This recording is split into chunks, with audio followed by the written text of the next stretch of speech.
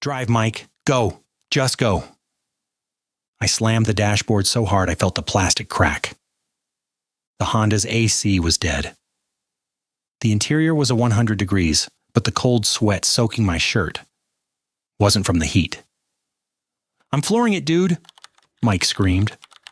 Knuckles white on the wheel, I whipped my head around. Through the rear window, I saw the nightmare. 2 women, sprinting across the parking lot in 90-degree heat. My mother and Linda, my mother-in-law. They weren't running like parents, they were running like animals. Their faces were red, twisted, and wet with sweat. And Linda, she was fast. She reached the car handle a split second before the lock clicked. Click. Thwack, thwack, thwack.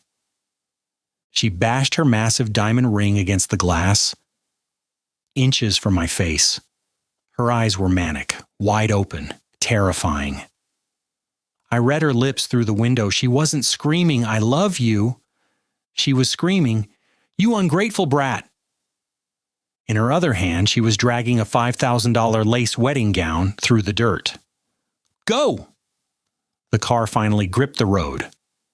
We peeled out, spraying a cloud of gray dust all over that expensive white dress. As the venue disappeared, the silence in the car was deafening. I looked at my wife, Sarah, curled in the back seat. No wedding dress, just jeans, a t-shirt, and shaking hands. We did everything right. We said, "No. People say your wedding is the happiest day of your life." But as I watched my mother screaming in the rearview mirror, I realized the truth. We didn't just leave a wedding. We escaped a kidnapping. To understand why we ran, you have to understand the trap they built. It started 6 months ago at a steakhouse called the Gilded Lily, the kind of place where the silence is heavy enough to crush you. Sarah and I walked in buzzing with our secret. We were engaged. We sat in a high-backed leather booth before the waiter could even pour the water. I cleared my throat. We have some news. Thud. My mother-in-law, Linda, slid a 3-inch white binder onto the table. It hit the tablecloth with a heavy, final sound. June 12th, Linda said, smiling like a shark. St. Peter's Cathedral. We put the deposit down this morning. 300 guests. I blinked, stunned. Linda, we just got engaged. We haven't even decided. Oh, don't be silly, Mark, my own mother interrupted, waving her hand dismissively. You're an only child. You don't know how these things work. We do. We actually wanted something small, Sarah whispered. She was squeezing my hand under the table so hard her nails dug into my skin. Just close friends, maybe a courthouse. Linda let out a sharp, brittle laugh. A courthouse like criminals? Absolutely not. You are a reflection of this family, Sarah. You will not embarrass us with a budget wedding. Then the waiter arrived. This is the moment I knew we were doomed. I'll have the filet, Linda said. She pointed a manicured finger at Sarah, and she will have the wild mushroom risotto. Sarah went pale. Linda knew. She knew that Sarah has a severe intolerance to mushrooms. They make her violently ill. Mom, I can't eat that, Sarah said, her voice trembling. Just pick them off, Sarah, Linda snapped, handing the menu to the waiter without looking at her daughter. Stop being so dramatic. It's a 5-star restaurant. I opened my mouth to argue. But my father, who hadn't looked up from his scotch, finally spoke. I'm writing a check for $50,000, he said. He didn't look at me, he looked at the checkbook. This isn't your party, it's ours. You just need to show up and smile. That night, in the rain-slicked parking lot, we made a pact. I can't be their doll, Mark, Sarah cried. Then don't be, I said. Let's burn the script. The next week, we eloped. Just us. A courthouse clerk and peace. We thought we had won. We were so stupid. Fast forward to last month. After the elopement, the screaming voicemail stopped. The threats of disownment vanished. Suddenly, my mother and Linda were sweet. It was eerie. Like the sudden calm in the eye of a hurricane. Water under the bridge, Linda chirped over the phone. Then came the peace offering. An invitation to her friend's daughter's wedding. A countryside estate. I'll drive, Linda insisted. You'll get lost. Let me treat you. My gut screamed red flag. But Sarah wanted her mother back. She wanted to believe the war was over. So, I agreed. Saturday morning. Linda rolled up in her black luxury SUV. My mother was in the passenger seat. The car smelled like suffocating floral perfume. And leather. The AC was blasting. Freezing cold. Where is this place exactly? I asked, 20 minutes in. Just up north, Linda said vaguely. For 45 minutes, the mothers didn't speak to us. They just texted each other. Ping, ping, ping. They would read a message, look at each other, and giggle. It was a schoolgirl giggle that made the hair on my arms stand up. Did the package arrive? My mother whispered. Yes, Linda whispered back. The birds are in the cage. The birds? Linda, what is the address, right? I asked, louder this time. I need to put it in the GPS. She just turned up the volume on the radio. Soft jazz filled the car, burying my voice. I looked at Sarah. She looked green. I need air, she said.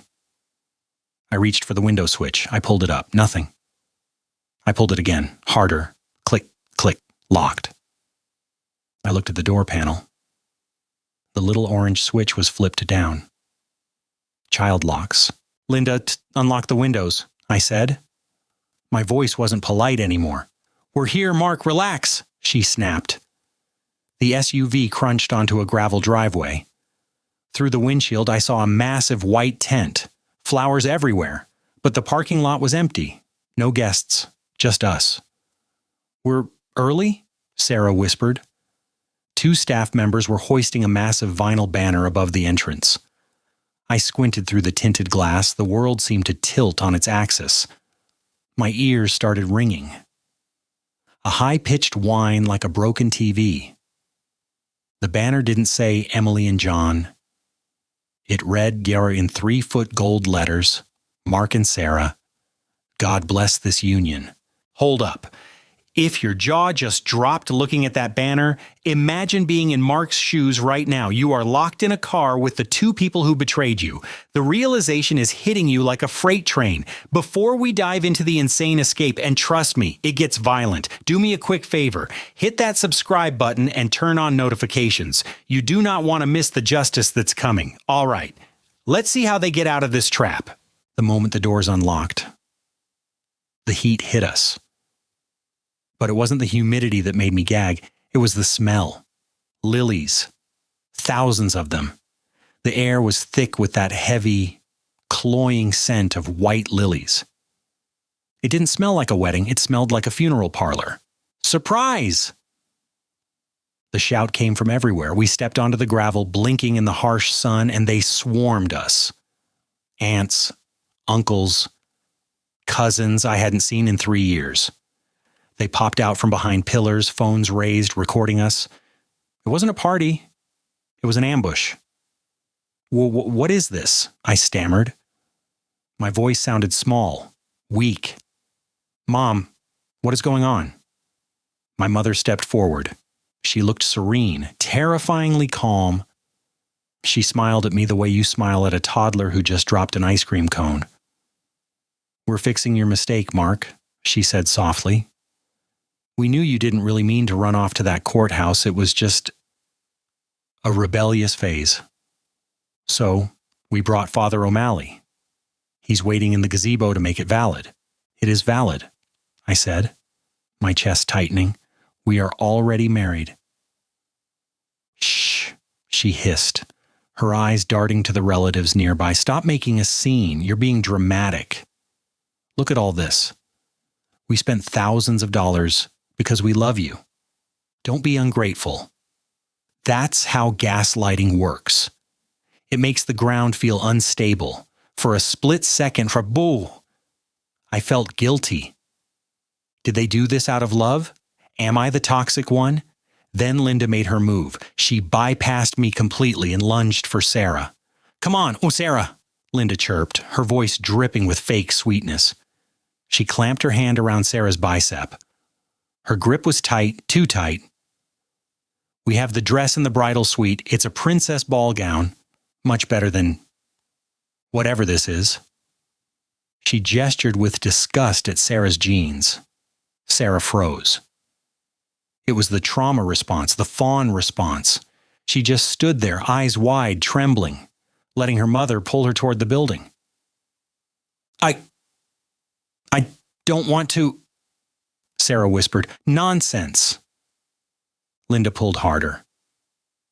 You're just nervous. You'll thank me later. Mother knows best. I watched Linda dragging my wife away. And suddenly, the fog in my brain snapped. A memory flashed in my mind. Not a memory of us. A memory of a Reddit thread I read months ago. The words seared into my brain. They held her down. They stripped her naked. They forced her into the costume like a doll.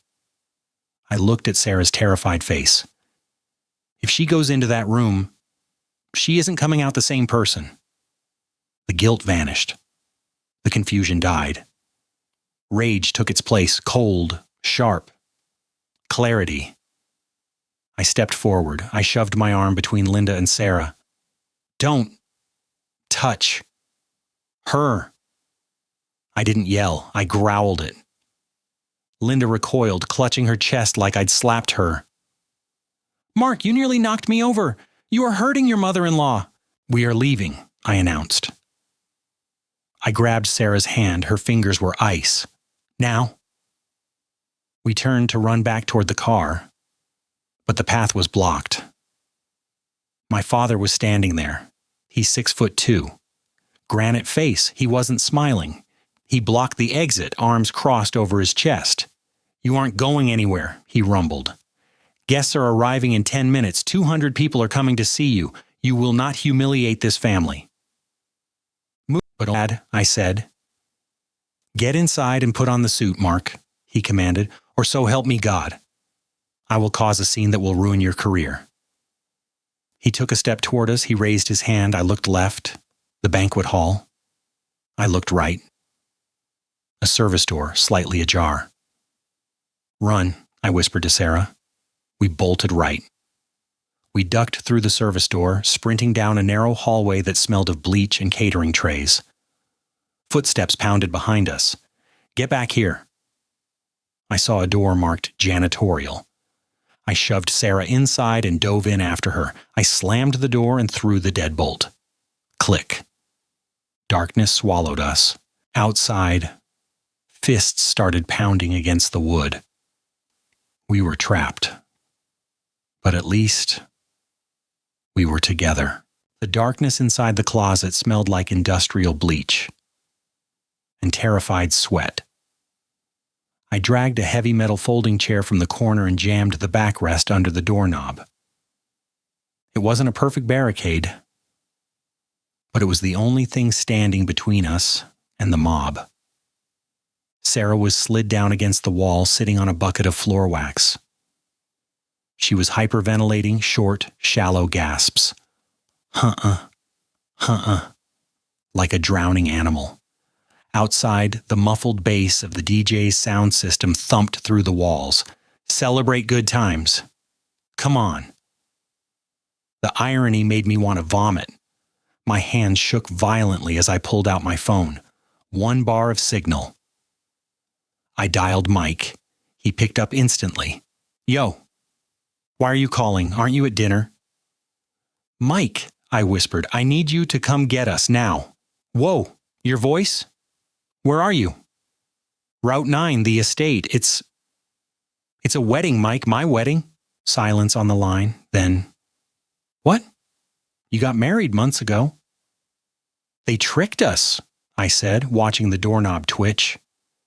They drove us to a venue. There are 200 guests. They tried to force Sarah into a dress. We're barricaded in a closet. Mike didn't laugh. He didn't ask questions. His voice dropped. Deadly serious. Mark, listen to me. The realization hit him and me at the exact same second. They didn't trick you into a party. They drove you to a secondary location. They trapped you. They are forcing you to perform for them. He paused. That isn't a wedding, Mark. That is a kidnapping. Kidnapping. The word hung in the cold air. It stripped away the guilt. It stripped away the, but she's my mom, excuses. They weren't family anymore. They were captors. I'm coming, Mike said. Send the pin. Do not open that door. Bam, bam, bam. Fists hammered against the wood. The door frame shook. Mark! It was my mother. Open this door. Aunt Linda is asking for you. The photographer is charging by the hour. I signaled Sarah to stay dead quiet. Mark! Her voice pitched up, high, frantic. Stop being so selfish. You are ruining everything. We paid for the DJ. We paid for the salmon. She wasn't worried about her son. She was worried about the salmon. Then a new voice. A male staff member. Ma'am, is there a problem? Oh, thank God, my mother said. She switched instantly. From screaming banshee to concerned mother, her voice became sickeningly sweet. Yes, my son.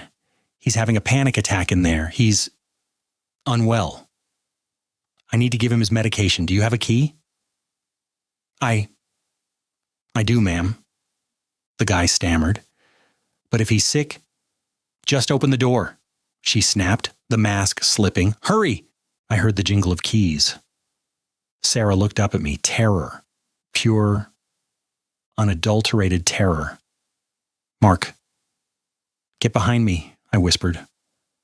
I leaned my full weight against the door. I braced my boots against the linoleum. I became a statue. Click. The lock tumbled. The handle turned. The door cracked open an inch.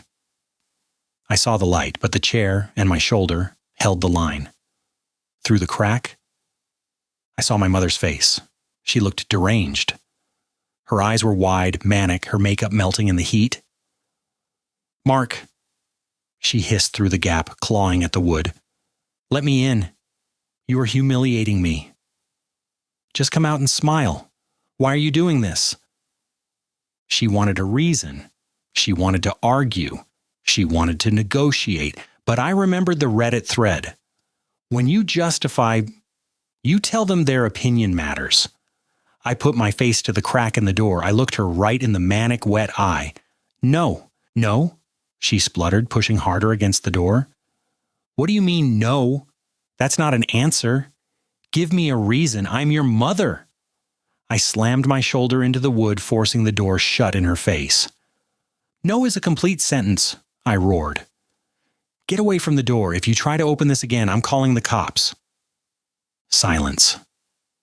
She hadn't expected teeth. She expected the quiet, obedient boy she raised. She didn't know what to do with the man in the closet. Buzz. My phone lit up. Mike, I'm out front. Engine running. Honda Civic. Run. I kicked the chair away. Ready? I asked Sarah. She wiped her face. She stood up. She looked angry. Ready. I grabbed the handle. On 3, 1, 2, 3.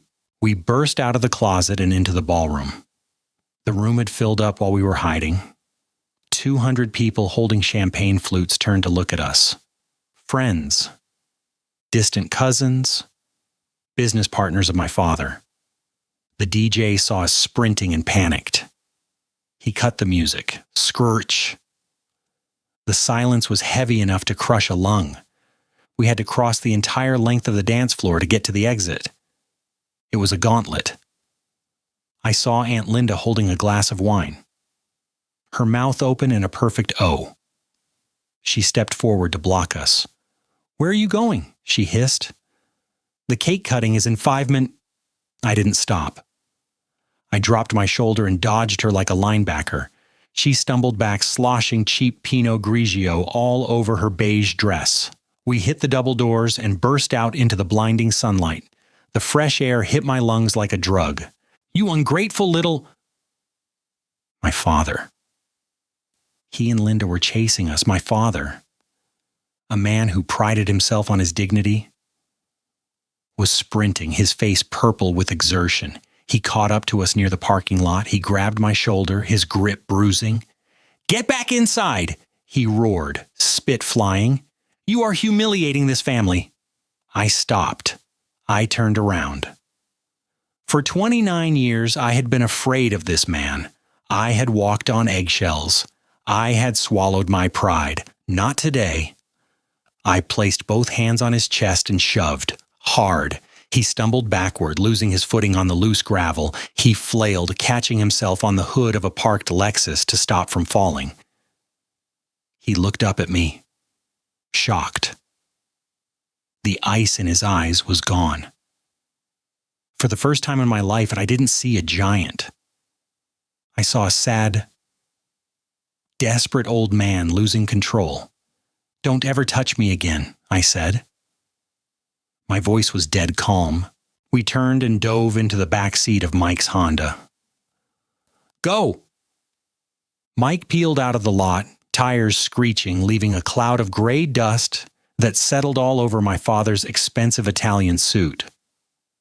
As we hit the highway, the adrenaline crashed. Sarah started sobbing, not from sadness, but from pure relief. I looked in the rearview mirror. The venue was shrinking. Mike shook his head, looking at me in the glass. "Dude, if any part of that was true, they are crazy as hell. You guys need to go no contact tonight." Back at the venue, the fallout was absolute. We learned later from a sympathetic cousin what happened after we left. The visual ruin of my parents was total. They had to stand in the center of that empty dance floor, surrounded by 200 confused guests and $20,000 worth of cold salmon, and explain why the groom and bride had fled the scene. The rumors spread faster than the champagne. They weren't the dignified victims. They were the crazy parents who kidnapped their son. They wanted a show, they got a circus, and they were the clowns. I watched the notifications roll in on my phone. Mom, 12 missed calls. Dad, 8 missed calls. Linda, 20 missed calls. Voicemails ranging from fake sobbing to screaming threats. I didn't listen to a single one. I deleted them all. 2 weeks later. Sunday morning. The apartment was quiet, the kind of quiet you only appreciate after a war. Sunlight streamed onto the kitchen table. No screaming, no guilt trips. Just the smell of coffee and the sound of birds on the balcony. Then, the mail arrived. It was a thick envelope, no return address. But I knew the handwriting. I opened it. Inside was a single sheet of paper, an invoice. My father had itemized every single expense of the wedding we didn't want. Venue, $12,000. Catering, $8,000. Flowers, $5,000. DJ, $2,500. Total, due, $27,500. At the bottom, a note scrawled in Sharpie. Reimbursement for damages caused by your selfishness. Pay within 30 days or we go to court. Sarah looked at the paper. Her hands started to shake. Mark, we can't afford a lawyer. Well, what if they sue us? I looked at the invoice. A year ago, this would have broken me. I would have begged. I would have paid.